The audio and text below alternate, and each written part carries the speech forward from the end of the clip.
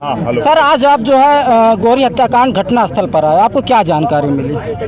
देखो, गौरी में जो हुआ है ना, ये नया नहीं है। हजारों साल से ये हमारे साथ होता आ रहा है।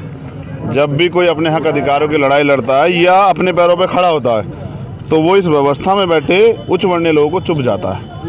यही हुआ है इस परिवार के साथ, और जो हुआ है उसको शब्दों में बयान नहीं किया जाता। लेकिन उसके होने के बाद जो कार्रवाई हुई है वो ये है कि जिसको बेटी बचाओ बेटी पढ़ाओ के नारे दिए जाते हैं, उसका खोखला सच ये है कि एक बच्ची की, उसकी माँ की रेप करके हत्या कर जाती है, उसके 10 साल के भाई की, उसके पिता की, और अपराधियों को पकड़ने की जगह पुलिस एक निर्दोष को, जो भी निर्दोष बताया जा रहा है परिवार द्वारा, उसको पकड़ के ले जाती है। और क्योंकि मामला दबाना, अब क्योंकि मामला मुख्यमंत्री की जाति के लोगों से जुड़ा हुआ है तो उन लोगों का बचाव करना है।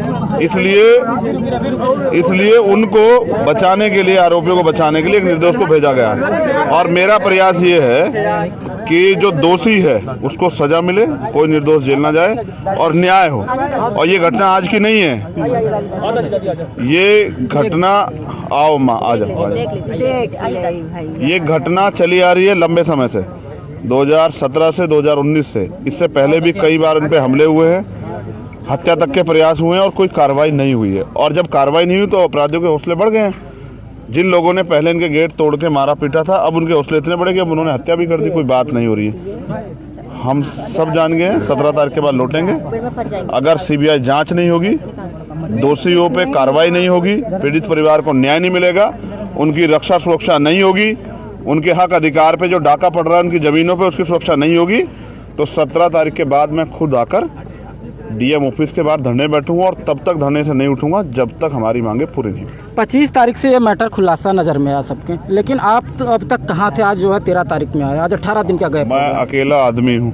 जैसे तुम यहाँ से प्रयागराज से बाहर कब जाते हो किसी घटना को कवरेज करने के लिए? मैं अकेला आदमी हूँ, 50 आदमी नहीं हूँ। पूरे देश का काम करता हूँ। जब भी कहीं अत्याचार होता तो जाता हूँ। अब तुम अगर चंद्रशेखर को इस चंद्रशेखर में देखोगे तो नहीं मिलेगा, तुम इसमें देखोगे तो मिल जाएगा। समझे? बहुत बड़ी आबादी बहुजन समाज के लोग हैं, पूरे देश में हैं। उनके साथ जहाँ अन्य अत्याचार होता है मैं सब जगह रहता हूँ। तो जहाँ मैं नहीं आता वहाँ ये पूनम चंद्रशेखर के रूप में होती है, वहाँ ये पंकज चंद्रशेखर के रूप में होता है, वहाँ ये सतवंत सिंह यादव चंद्रशेखर के रूप में होता है। ये क्यों होते हैं? क्योंकि ये सब लड़ना चाहते हैं, और जो लड़ रहा है वही चंद्रशेखर। देखने का फर्क है। अगर मुझ में देखोगे तो नहीं मिलेगा, अगर हर लड़ने वाले में देखोगे तो उनका भाई, उनका बेटा, उनका दोस्त हर जगह मिल जाए। बहुत लोग कह रहे हैं कि इस कांड को लेकर आप राजनीति करने आए हैं। कहाँ, तो क्यों करनी चाहिए ना, अपने लोगों की रक्षा सुरक्षा करना का राजनीति तो करनी चाहिए। मैं पूछना चाहता हूँ, जो लोग पहले आए थे या पुलिस प्रशासन, क्या उन्होंने न्याय दिया? मेरी जरूरत क्यों पड़ी? इस देश में लोकतंत्र है, इस देश में संविधान है, और संविधान हर व्यक्ति को आज़ादी भी देता है, अधिकार भी देता है, और न्याय उसका जन्म से अधिकार, इस बात की पुष्टि भी करता है। फिर न्याय इस परिवार को क्यों नहीं मिला? मुझे आना क्यों पड़ा? क्या इसका जवाब आप या मीडिया या प्रशासन या सरकार दे सकती है?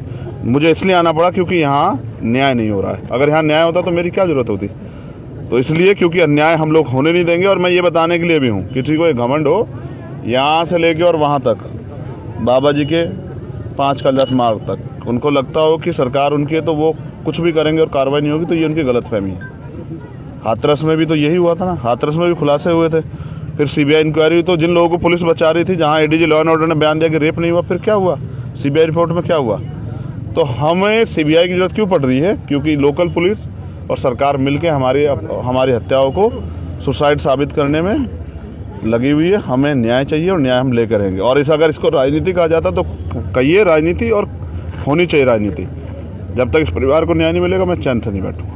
कुछ लोग जो है इसके विरोध में धरना कर रहे थे, धरना स्थल पर, वहाँ उनके घर जो है पुलिस गई और उनके घर वालों को गिरफ्तार किया। ये सही है, सही बात। क्या कहेंगे इस पर? मैं समझता हूँ इसके लिए पुलिस कह सकती है, मैं क्या कह सकता हूँ? अकेले लड़ना तो कुछ तो सहना पड़ेगा ना। किसान 750 मरे हैं, शहीद हुए हैं, तब जाके तो अधिकार मिले हैं। मांगने से यहाँ भीख मिलती है। ये लोकतंत्र है, इसको राजतंत्र में जिसकी सरकार होती है वो मालिक समय हो जाता है, और मालिक फिर गुलामों को या जिनको गुलाम समझता है उनके ऊपर अन्याय अत्याचार करता है। इस प्रथा को हम लोग काट देंगे, चिंता